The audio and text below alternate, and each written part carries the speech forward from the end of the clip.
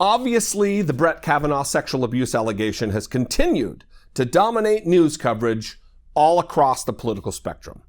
And even though rape and attempted rape should not be a partisan political issue, Republicans are desperate in their twisted attempts to make it so.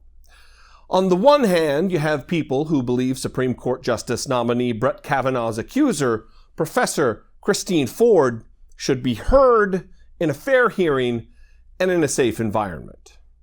This group of people, which includes me, believe that an attempted rapist should not be granted a lifetime appointment to the Supreme Court, and that Professor Ford's testimony is important to determine his worthiness for this exclusive and powerful position in our society. Through sharing her story, we've learned that Professor Ford's accusations appear credible and that she seems like a reliable figure. A few rock-solid indications that she is a credible and reliable figure are that, well, she has called for an FBI investigation into her allegations. What kind of person would call for an FBI investigation if their allegations were false? What kind of person would invite the terror she's currently experiencing as a result of speaking truth to power, moving out of her house, receiving death threats, people impersonating her online, threats to her family and her well-being? What kind of person would invite all of that if this weren't critically important?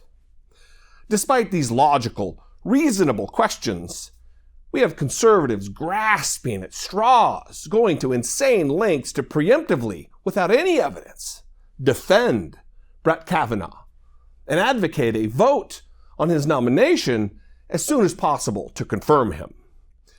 As we speak, Professor Ford is attempting to negotiate the terms of her testimony before the Senate Judiciary Committee because she wants to present her truth.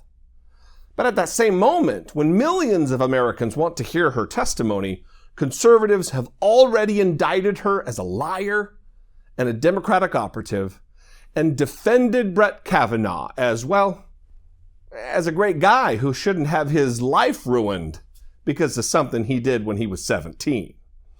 This is where we bring in the legendarily shitty hot take from apparent rape apologist Dennis Prager, who wrote a piece for the National Review in which he said, among other things, even if true, the charges against Judge Kavanaugh should be ignored.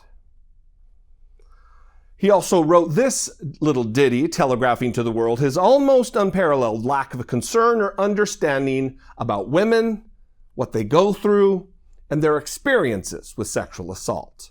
Quote, when my wife was a waitress in her mid-teens, the manager of her restaurant grabbed her breasts and squeezed them on numerous occasions. She told him to buzz off, figured out how to avoid being in places where they were alone, and continued going about her job. That's empowerment, unquote. That's empowerment? That's empowerment, Dennis? No, sir. That is sexual assault. And assuming her manager was an adult while she was in her mid-teens, that is an adult sexually abusing a child. Also, that is most assuredly the opposite of empowerment. It is impossible to be empowered when an adult male is sexually assaulting you while you're working and you feel your only recourse is to try to maybe avoid him. No, empowerment is being listened to and heard.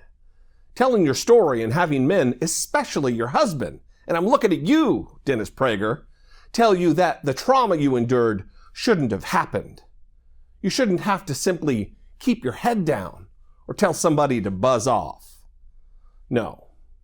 That there should be consequences for assault, and that no woman should be forced to walk around thinking this is normal and something to just have to accept. So what message are we going to send to the young women watching this right now? Are we going to say, listen, this is just the way your life is for you, little lady? Or are we going to affirm for people of different genders that sexual assault, sexual harassment, and all of this is unacceptable?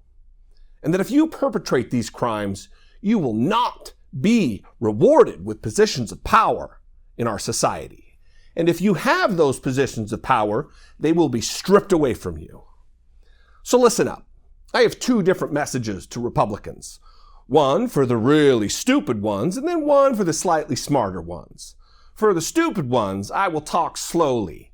So listen closely. Rape is bad. And rapists are bad. And now, for the slightly smarter ones, maybe for those like Dennis Prager, who are making excuses for poor behavior, or for Fox News fuckbags like Tucker Carlson, trying to poke holes and question the legitimacy of Professor Ford's story. Ask yourselves what young women might be thinking as they watch this play out in the news. Young women who have suffered traumatic sexual abuse. Young women who are traumatized, wondering if they should come forward. What are they to think when grown men rush to defend a man even before he's made a case for his own defense? What are they going to think when grown men attack the victim and wonder why she waited so long, as Tucker did recently on his show? What are they to think at 15 years old when the behavior of a 17-year-old boy is written off as boys will be boys? You want girls to be empowered? Well, if you do, look in the mirror. Stop with the cheap talking points motivated by your partisan bias, and stand on the side that empowers women and girls. Step one is start to listen.